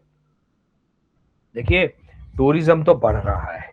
जितना जितना बड़े बड़े शहरों में शोरगुल बढ़ेगा, जितना स्ट्रेस बढ़ेगा व्यक्ति के ऊपर, पैसे कमाने का स्ट्रेस बढ़ेगा, उतना टूरिज्म बढ़ेगा। हाँ, तो पिछले मतलब 4-5 सालों में 526% ग्रोथ हुआ है टूरिस्ट अराइवल में। मतलब 500% से ज्यादा। कितना गुना हो गया वो? 5 गुना हो गया। इतना केवल 4-5 वर्षों में बढ़ गया है। तो इसके लिए ये जो बढ़ा हुआ है, इसके लिए लोकल कम्युनिटी को साथ में लेकर चलना ये बहुत आवश्यक है। इसमें 61 जो है टूरिज्म विलेजेस में स्ट्रीट लाइट सोलर पे चली गई। ये अच्छी अच्छी चीजें भी हो रही हैं। यूथ का टाई अप करा के उनके स्किल सेट को बढ़ाया गया। एनजीओस के साथ, फाउंडेशंस के साथ, जैसे भील कम्युनिटी है, भील कम्युनिटी का ट्रेनिंग प्रोग्राम हुआ। हमने भी जब किया था तो बुंदेलखंड में भी खजुराहो हमने एक आइडियल मान लिया कि खजुराहो में जो टूरिस्ट आता है वो बड़े बड़े विदेशों से आता है, अलग अलग स्पेनिश स्पीकिंग कंट्रीज से आता है, जर्मन अंग्रेज लोग आते हैं। तो वहाँ के जो लोगों को, लोकल लोगों ने अपने आप से सीख ली भाषा बोलते बोलते। वहाँ का बच्चा बच्चा ये भाषाएं बोलता है। तो वैसे ही हमने अन्य स्थानों पर उनकी भाषाओं का वो कर दिया, तो उस कम्युनिटी को ज्यादा एक उनका जीवन मान जो है, रहने का जीवन स्तर वो बढ़ गया। तो क्या home stays are better to include for forest tourism, eco tourism? ये भी अपने को सोचना पड़ेगा, क्योंकि इसमें जो पैसा आता है वो डायरेक्टली उसके हाथ में पड़ जाता है जिसका होम स्टे है। उसका कहीं पर वो दिखा के प्रॉफिट करके, बड़े बड़े जो ताज को छोड़ दीजिए, लेकिन कई सारे ऐसे फॉरेन चेन्स हैं जो जिनका पैसा विदेशों से आता है, प्रॉफिट भी विदेश चला जाता है ना। तो क्या हम ऐसा कुछ सोच सकते हैं कि ये सारा प्रॉफिट जो है बड़े होटलों का अपने यहाँ पे रहे? क्या कमर्शियल, क्या फाइनेंशियल पॉलिसी में इको टूरिज्म को लेके कुछ अलग, कुछ एक बन सकता है क्या? तो ये सारे जो बैलेंसेस हैं, number of hotels, distance between two hotels, number of beds per square kilometer, number of people in the forest, ये क्या हम लोग कैप लगा सकते हैं इसके ऊपर? Number of home stage, number of gram stay, इसका कुछ लेयरिंग कर सकते हैं क्या ऊपर से 5 स्टार से लेके नीचे तक? ये करना बहुत जरूरी है। अब एक गांव में आपको बताता हूँ, एक उदाहरण आपको देता हूँ मैं, ये जो मेरे ध्यान में आया। जो गवर्नमेंट ने तय किया था कि जो पैसा वहां पे गेट पे होगा वो उसी व्हीकल के लिए होगा, और वो जो जीप जाती है अंदर वो लोकल आदमी की जीप है, ठीक है। तो कुछ एक होटल ने ये कहा कि हम तो अपनी जीप, वो हाई एंड होटल है, पंच तारांकित है, 7 स्टार होटल हो सकता है, उसने कहा हम, हमारे लोगों को तो अपनी हमारी व्हीकल चाहिए, ठीक है, क्योंकि हम फला फला हैं। तो गवर्नमेंट ने कहा कि ठीक है, जिसकी जानी थी उसको पैसा दे दो उसका, और तुम अपनी लेके जाओ। एक तरह से ये क्या हो रहा है, अगर मैं पैसा देना अफोर्ड कर सकता हूं तो मैं रूल को ब्रेक ब्रेक कर सकता हूं। ये ऐसा नहीं हो रहा है? हुँ? ऐसा ही लग रहा है ना? I can pay and break the law. Law बनाने के पीछे वो क्या है कि वो आदमी जब आपको लेके जाता है तो बड़े प्रेम भाव से लेके जाता है। आप रेगुलेट कीजिए भैया कि आपकी जीप जो अंदर जाएगी वो कैसी होनी चाहिए, आप रेगुलेट कीजिए उसको। वो जो आपके जो स्तर है उसमें ये सुविधाएं होनी चाहिए, सेफ्टी सुविधाएं होनी चाहिए। आप टाइगर को देखने दिखाने लेके जा रहे हैं, लायन सफारी में गुजरात में लेके जा रहे हैं, वो कभी भी अटैक कर सकता है। बाइसन है वहां पे, वो अटैक कर सकता है। तो सेफ्टी नॉर्म्स आप तय कर लीजिए। और अगर आपने तय किया है कि ये विदेशों में नहीं होता, ये बाहरी लोग आकर यहीं पर करते हैं भारत में। हम लोग जब बाहर जाते हैं तो बाहर एक रूल आप ब्रेक नहीं कर सकते, आपके ऊपर फाइन पड़ जाएगा, आपको बाहर कर देंगे वो जंगल सफारी से, है ना? तो ये अपने यहाँ पर रूल ब्रेक करने में, मैंने कहा ना तुम जानते नहीं हो मैं कौन हूँ, ये नहीं चलता है। अब एक जगह है, मैं आपको बताऊं, पूना के पास में अपना नेशनल बर्ड जो है वो है पीकॉक, मोर। पूना के पास एक जगह है, एक गांव है, एक बहुत छोटा सा गांव है, लगभग 60-70 किलोमीटर दूर। उसमें बहुत बड़े बड़े इमली के और नीम के पेड़ हैं। उस गांव का नाम था चिंचोली। वहां पर कुछ नहीं तो उस अकेले गांव में 500 मोर हैं, 500। इसलिए उस गांव का नाम पड़ गया मोराची चिंचोली, मतलब मोरों की चिंचोली, ये गांव का नाम हो गया। वो क्या करते हैं, गांव से 1 किलोमीटर दूर, आधा किलोमीटर दूर एक पार्किंग लॉट बनाया गांव वालों ने, ग्राम पंचायत ने, ठीक है। कहा आप सबकी गाड़ियां यहाँ आपको रखनी पड़ेंगी, आपके सबके फोन यहाँ रखने पड़ेंगे, और आप पैदल चल के जाइए। 2-4 अलग अलग स्थान उन्होंने बनाए हैं, वहां बैठ के, वहां मोर आते, बात नहीं करनी है, अगर करनी है ऐसे करनी है, ऐसे, ये देखो वो वाला मोर देखो, ऐसे करनी पड़ती है। इससे होता क्या है बच्चा लोग, हम लिविंग इन हार्मनी का कॉन्सेप्ट सीख जाते हैं। ये मोर डिस्टर्ब नहीं हो, ये सीख जाते हैं। गांव वालों ने ये करके दिखाया है, तो सरकार क्यों नहीं कर सकती? तो you cannot allow anyone to violate the law by paying a fee. That is a wrong thing, है ना? तो ये एक ये चीजें जो है इनके बारे में आपको सोचना है। नॉइज लेवल्स के बारे में आपको सोचना है। अब मैं चाहता हूं कि क्या डेसिबल साउंड्स आज शहर में हैं, और हम अगर फॉरेस्ट में जा रहे हैं, फॉरेस्ट का नॉर्मल डेसिबल साउंड क्या होता है, किस लेवल तक ये प्राणी उस डेसिबल साउंड को बढ़ता हुआ सहन कर सकते हैं। हाँ, ये आपको सोचना है, ठीक है? तो इसके ऊपर थोड़ा रिसर्च करना है। Noise levels are very important. आज शहर में हर किसी का वो जो है ना, दिमाग एकदम तनतनाया हुआ है। आप कहीं पे जाइए, ऐसे सामने जब ट्रैफिक जैम होता है तो सीधे लोग उतरते हैं, एक दूसरे का कॉलर पकड़ते हैं, मारने पे मारधाड़ पर आ रहे हैं। हर बड़े शहर में ये हो रहा है। ये क्यों हो रहा है? उनका दिमागी संतुलन खोया जा रहा है। तो अगर हमारा ये हो सकता है हाल, तो प्राणियों का उनको कुछ समझ में भी नहीं आता ना, ये क्या हो रहा है भाई फॉरेस्ट में, मेरे घर में क्या हो रहा है? तो ये जो होता है, ये इस पर भी थोड़ी सी, what decimal sounds should be acceptable and what is not acceptable. Secondly, अब अगले पॉइंट पे आता हूं, इसको डिसेंट्रलाइज करना पड़ेगा।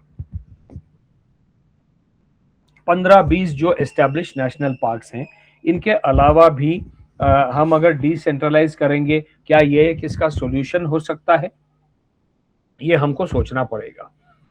और सॉल्यूशन है वो, मेरी मेरी दृष्टि में वो सॉल्यूशन है, क्योंकि इतने ही जगह पे अगर हम लोग इनको सारे लोगों को, 1 लाख लोगों को अगर हम 10 फॉरेस्ट में ले जाएं, नेशनल पार्क में, और उनको और 10 से 20 में कर दें, तो वो फुटफॉल कम हो जाता है ना? तो वो फुटफॉल जो कम हो जाता है वो जरूरी है।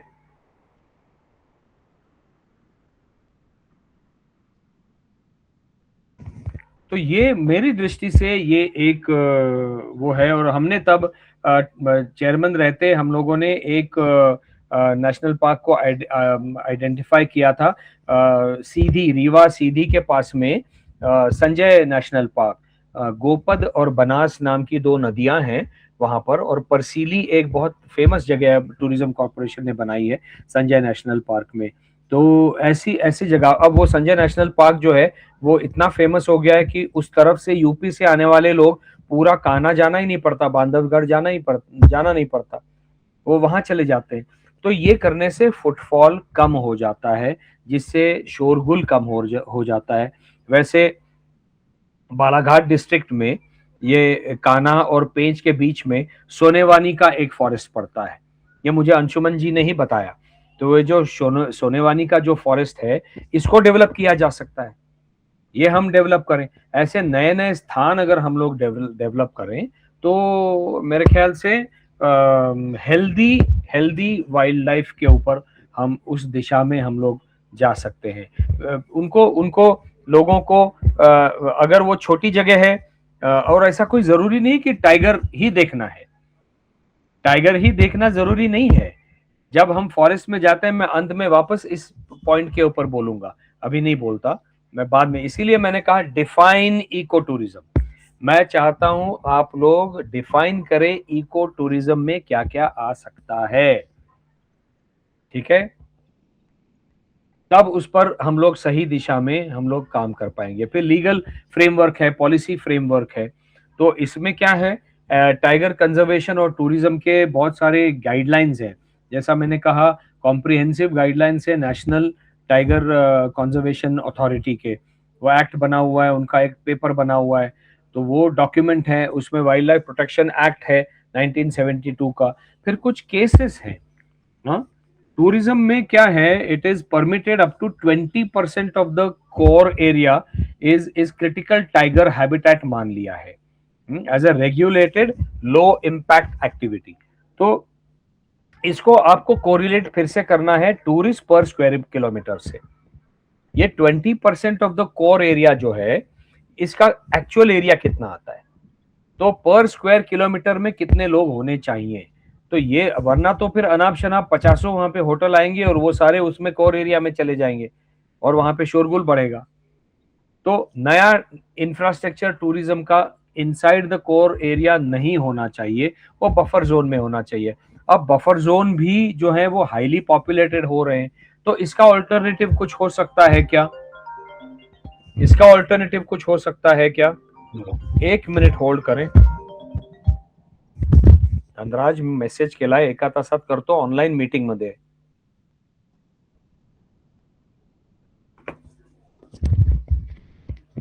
बच्चों ये भी सीख लो, कोई अगर मैसेज कर रहा है तो उसको डिस्टर्ब नहीं करना. लोग समझते ही नहीं है, मैसेज करने के बाद भी नहीं समझते. I am sorry about this. तो इसमें कुछ लिटिगेशंस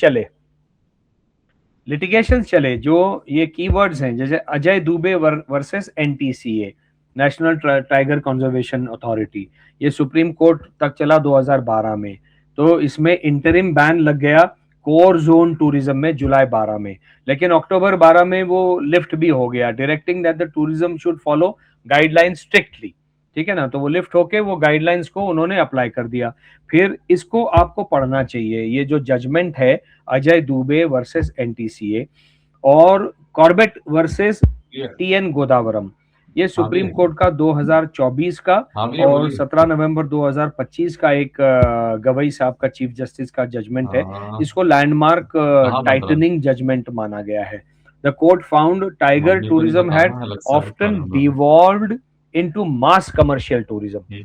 मतलब टाइगर का अट्रैक्शन इतना है कि वो मास कमर्शियल टूरिज्म बन गया, ऐसा उन्होंने कहा. एंड मैंडेटेड कि eco sensitive zones and silence zone for all tiger reserves are required. ये जो मैं कह रहा हूं ना, शहर में हर कोई कॉलर पकड़ के मारधाड़ करने पे क्यों आ रहा है? आज भी भारत में नॉइज लेवल्स के ऊपर कोई काम नहीं कर रहा है. आज भी शहरों में भी कोई काम नहीं कर रहा है. हम लोग बड़े बड़े वो लगाते हैं और अपना गणपति का उत्सव मनाते हैं, ये मनाते हैं, रास दांडिया कर रहे हैं, ये कर रहे हैं. धर्म एक तरफ है, हॉकिंग एक तरफ है, हॉर्न बजाना एक तरफ है, लेकिन हम बजाना आवश्यक है क्या? ये कोई कितने डेसिबल्स पे आदमी का दिमाग सटक सकता है, ये कोई नहीं सोच रहा है।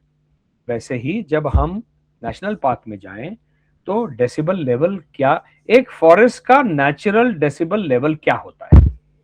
आज मैं जब अपने अपने फार्म पे रहता हूं, वो वैसे कहा जाए तो शहर के बाहर है 10-15 किलोमीटर, लेकिन एक तरह से वहां पे गाड़ियां रात को चलती नहीं है। I can hear night cricket, कोई ऐसा कोई बंदर की कोई आवाज आती है, कुछ आता है, तो उसका जो natural noise level, decibel level है, वो क्या है? वो नेचुरल है। उस लेवल को मेंटेन करते हुए हमको हर चीज करनी है।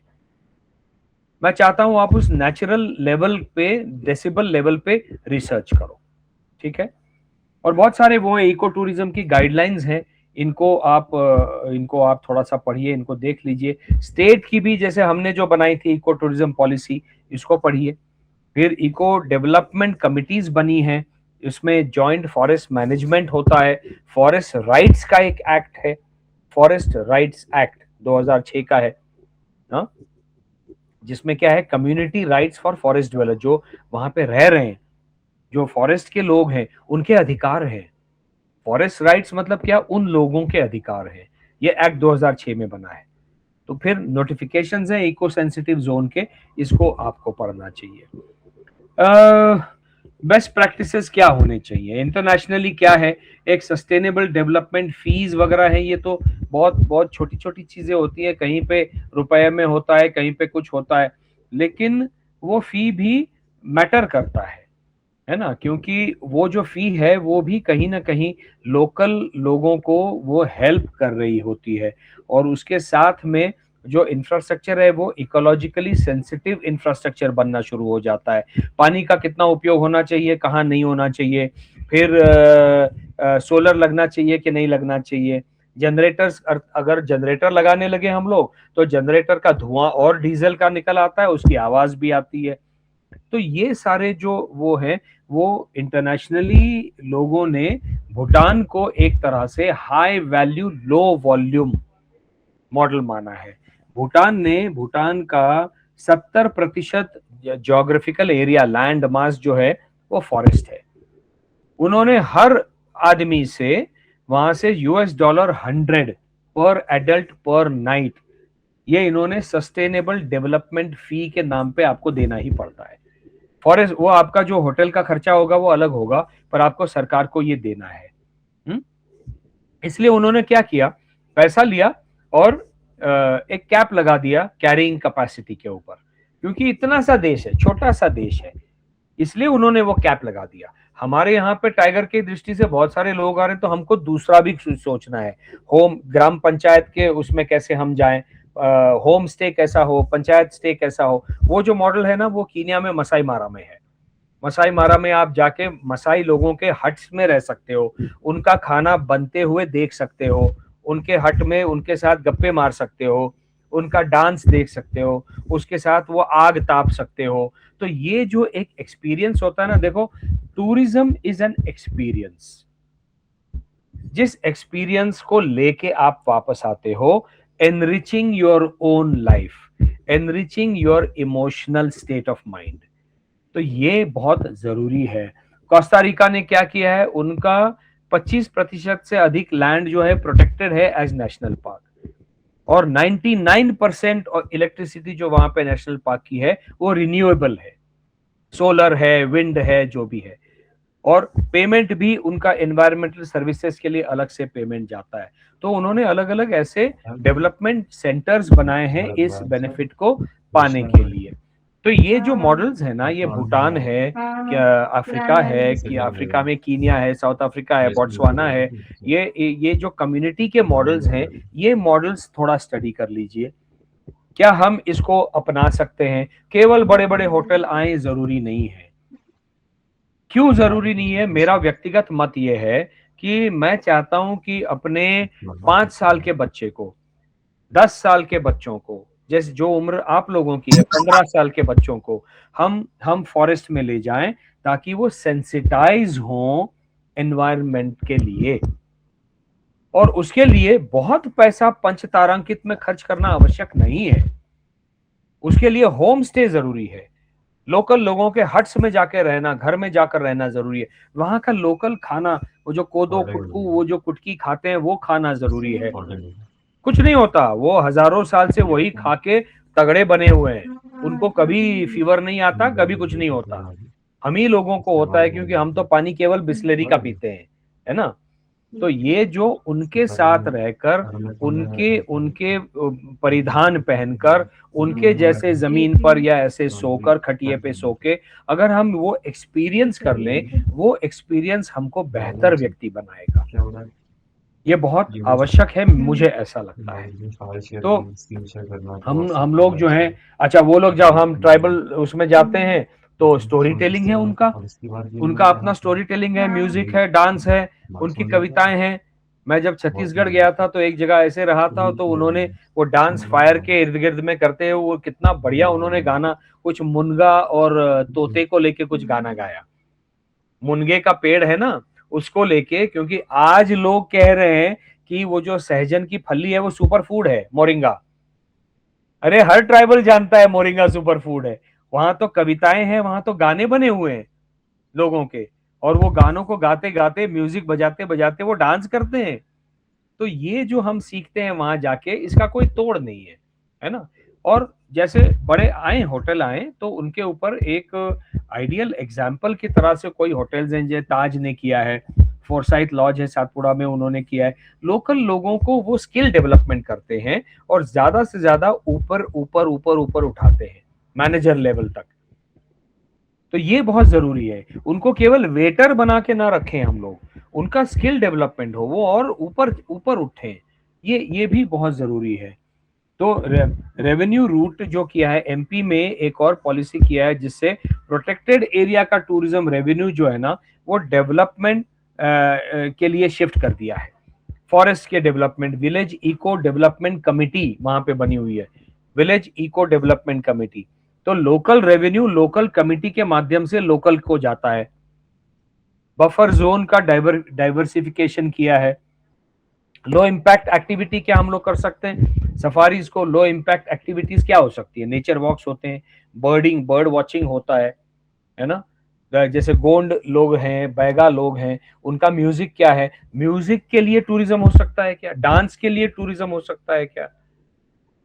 टूरिज्म का अर्थ केवल वहां जाकर शोरगुल करना, अपना ही यूट्यूब चलाना, बड़े शहरों से जो हम अपना रोज म्यूजिक सुनते हैं वही सुनना नहीं है।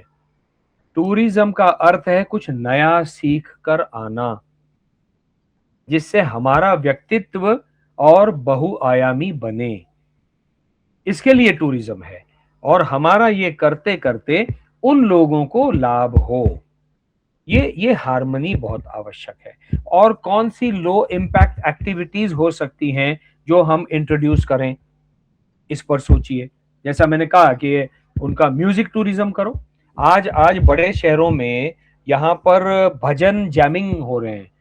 पहले तो क्लासिकल म्यूजिक के वो शोज चलते थे, अब भजन जैमिंग हो रहा है, जेनजी वहां पे जा रहा है भजन जैमिंग में। अध्यात्म है, भजन गाने हैं, लेकिन गिटार पर गाने हैं, वो मंजीरा लेके नहीं गाने। ठीक है ना, उनको अगर उसमें सुकून मिलता है, नाम तो भगवान का ले रहे हैं। वैसे ही मैं कह रहा हूं, अगर म्यूजिक टूरिज्म हो सकता है क्या ट्राइबल्स के साथ में? हो सकता है। डांस टूरिज्म हो सकता है क्या? हो सकता है। तो ये अलग अलग टूरिज्म की, फॉरेस्ट टूरिज्म की, इको टूरिज्म की, और कौन सी विधाएं हो सकती हैं जो हम इंट्रोड्यूस करें, ये इस पर सोचिए और ये रिकमेंडेशंस में डालिए। जैसा मैंने पहले भी कहा था, फुटफॉल का रेशो क्या होना चाहिए पर square kilometre of forest area, इसका रेशो क्या होना चाहिए। ठीक है। और क्या बताऊं आपको, तो ये डिसेंट्रलाइज हमने कह दिया, अलग अलग तरह से डिसेंट्रलाइज कैसे कर सकते हैं। तो बॉटम लाइन जो है, number 1, I want you to define forest. Number 1, define forest. What is a forest? That will tell you what is ecotourism. Forest doesn't mean only trees and only tiger. अगर trees है तो क्या क्या type के trees होते हैं. Forest में जब हम जाते हैं तो वहां के लोग तो उसको सूंघ के बोल देते हैं, अरे यहाँ पे पाइन ज्यादा है, अरे यहाँ पर देवदारू ज्यादा है. वो ट्रीज की एक अपनी सुगंध होती है. पत्ते से लोग फॉरेस्ट ट्री को पहचानते हैं. हमने सबने आम खाए, कटहल खाए. कितने लोग कटहल के पत्ते को देखकर कह सकते हैं कि यह पेड़ कटहल का है. कटहल देख के तो कोई भी बोल देगा, आम देख के कोई भी बोल देगा, पत्ते को देख के कौन कह सकता है. आंवला का पत्ता कैसे दिखता है. आंवला दिखे तो हम पहचान लेंगे, लेकिन वो पत्ते देखें शाखा के ऊपर, अभी फ्रूटिंग नहीं हुई है, कौन पहचान सकता है कि आंवले का पेड़ है. ये नॉलेज जो है ना, ये हमको एनरिच करेगा.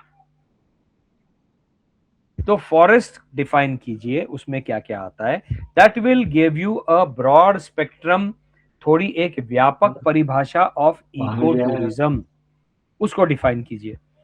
एंड देन आपको वो वर्टिकल्स मिल जाएंगे हर चीज के.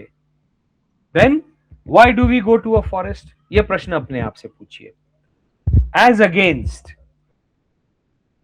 Against why do we go to a forest, आम उत्तर होता है, आंसर होता है टाइगर देखने. When you define a forest, you will find the answer to my question, why should we go to a forest? मैं फोटोग्राफी करने जब गया था तो ये नहीं सोच के गया था कान्हा में कि मैं केवल टाइगर की फोटोग्राफी करूंगा. मुझे दो बड़े बड़े पेड़ों के बीच में इतना मतलब मेरे हाथ भी नहीं जाएंगे इतने बड़े, इतना बड़ा मकड़ी का जाला दिखा. मकड़ी का जाला दिख तो गया.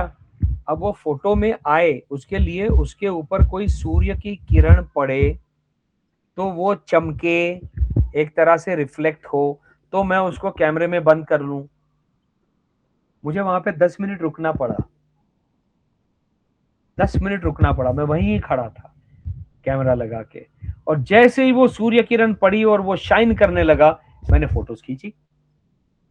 Forest also teaches you patience. Patience teaches you संयम, धीरज, संयम, और यह आपको सिखाता है सामने वाले का सम्मान करना. सम्मान करो, उसके समय का सम्मान करो, प्रकृति के समय का सम्मान करो. प्रकृति अपने हिसाब से सूर्योदय देगी और सूर्यास्त देगी, उसका सम्मान करो. जुगनू अपने टाइम से चलेगा, आप चाहते हो इसलिए नहीं चलेगा, वो शहरी वातावरण हो गया, आर्टिफिशियल हो गया. तो ये जो हार्मनी है, ये आपको पेशेंस सिखाती है, एक दूसरे का सम्मान सिखाती है.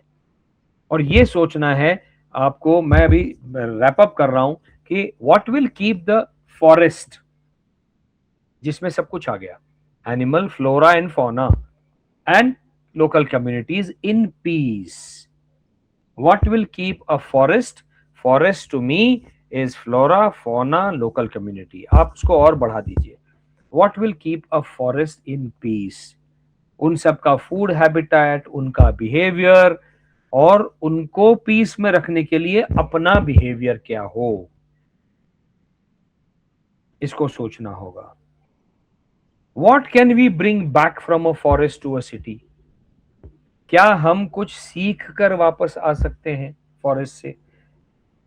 तो यहां आकर हम थोड़े बदले हुए, हमको अपने दोस्त कहें, अरे यार तू कहाँ जाके आया भैया, एकदम से तू यार बदल गया, एकदम से शांत हो गया, अब तो तू मतलब इतना पेशेंस कहाँ से आया?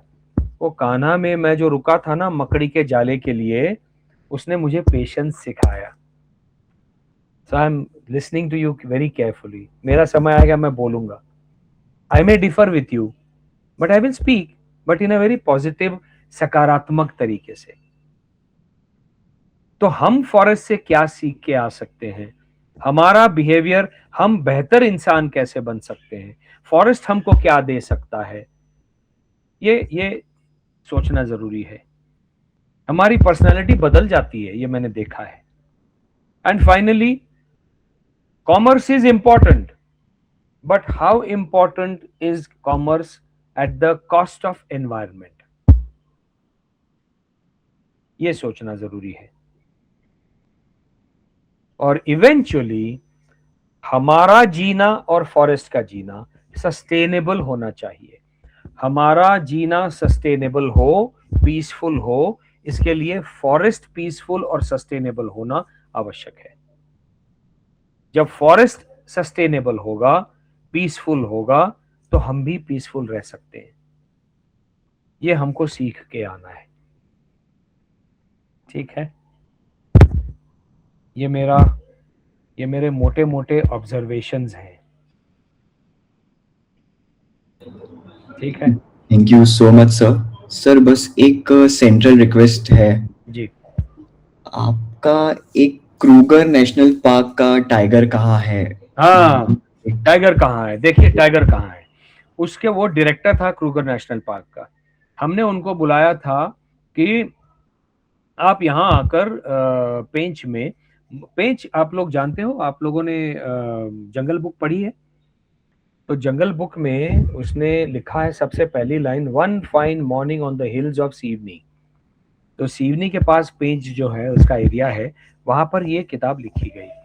तो क्रूगर नेशनल, मैंने ये सोचा कि नागपुर इंटरनेशनल एयरपोर्ट बहुत पास में है, वहां पे क्यों नहीं हम क्रूगर नेशनल पार्क के माध्यम से एक फॉरेनर्स के लिए, केवल विदेशी लोग, सीधे वहां पर एयर स्ट्रिप बने छोटे छोटे एयरक्राफ्ट्स की, पेंच के एक्सटीरियर में एक एरिया हम उनको दे दें, क्रूगर नेशनल पार्क का एरिया, पेंच का एरिया, और वहां पर वो एक गेमिंग जोन, जो अटलांटिक सिटी वगैरह जो गैम्बलिंग जोन है वहां पे अमेरिका में, वैसा गेमिंग जोन, गैम्बलिंग जोन और होटल वो निर्माण करें, जिसके माध्यम से बहुत सारा रेवेन्यू मध्य प्रदेश को मिले.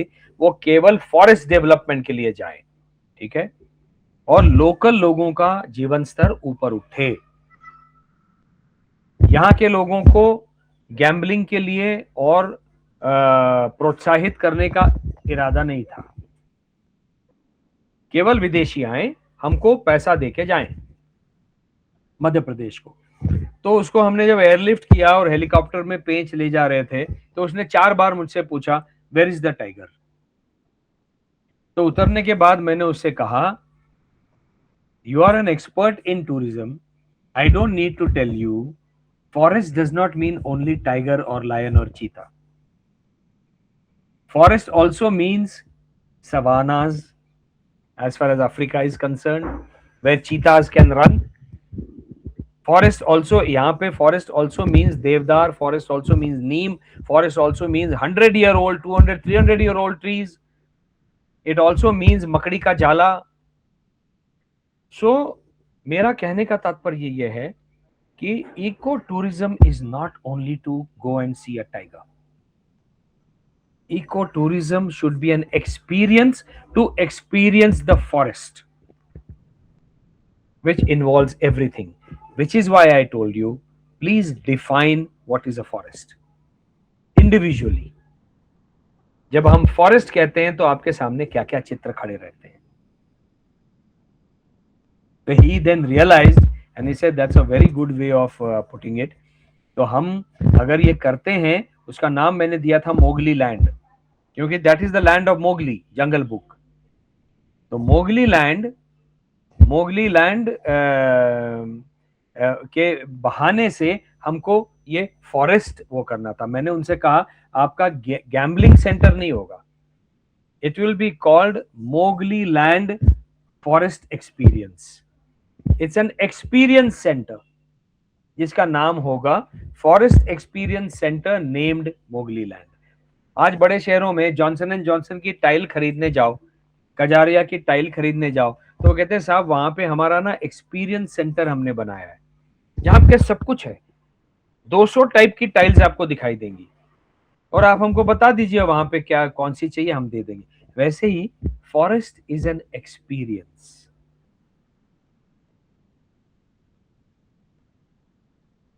This is what I wanted to tell you.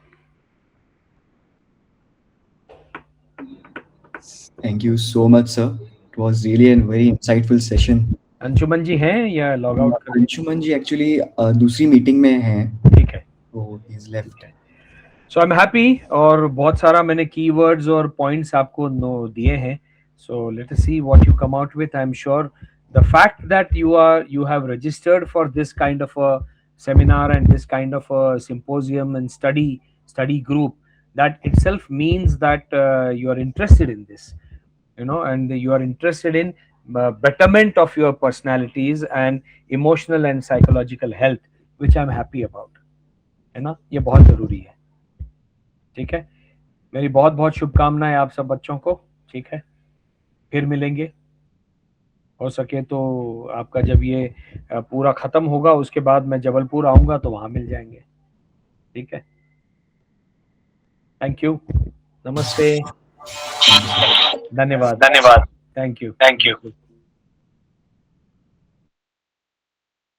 Okay, students, so I have a doubt.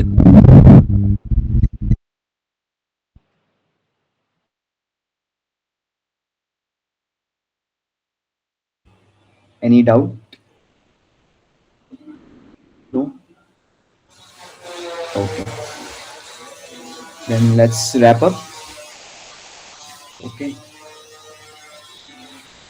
Thank you, sir. Yes, you're welcome. Ashish ji अपन wrap up करें फिर? I guess it's not.